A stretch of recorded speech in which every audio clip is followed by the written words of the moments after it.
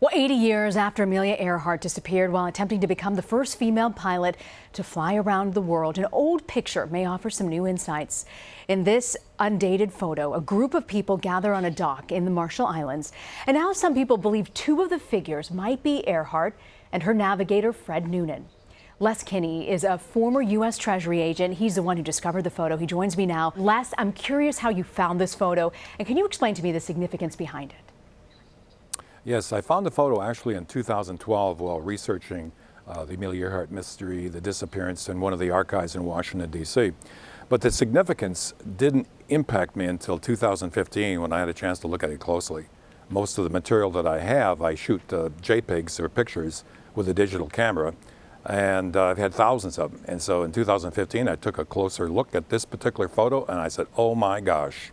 Yeah, I mean, it's amazing to look at these images. If you look at this photo, it shows only the back of one figure who people actually believe was Earhart and the profile of another that people believe was her navigator, Fred Noonan. How can you be so certain that those images are in fact them? Well, for a variety of reasons. As far as the pictures of them, the figures themselves, they appear to be very, very similar to the profiles of both Noonan and Earhart, even though that's Earhart's back. But you have to take the totality of the picture and the major points of interest throughout that picture. And as an investigator, I've done just that. The ship in the background is the Koshu. It was there at that location in Jalute in the Marshall Islands during that time frame. On the back of that particular ship, there's a barge, and on that barge, there's an airplane.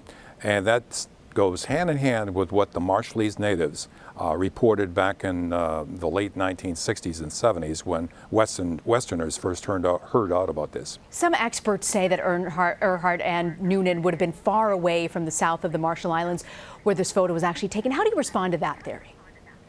It's pretty easy. There's nothing to indicate what the wind direction was at the time they took off from New Guinea.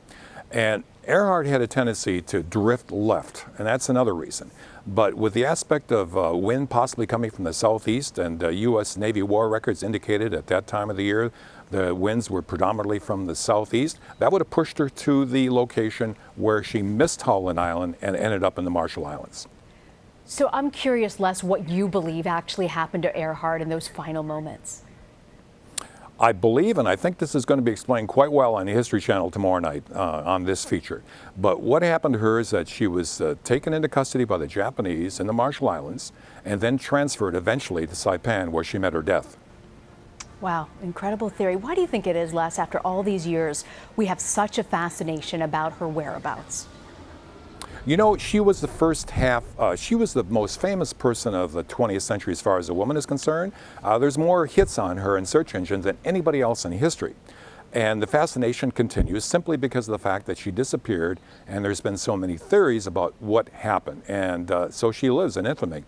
So why do you think it is, if your theory was correct and that the Japanese did have her, why didn't anyone get in touch to get her back?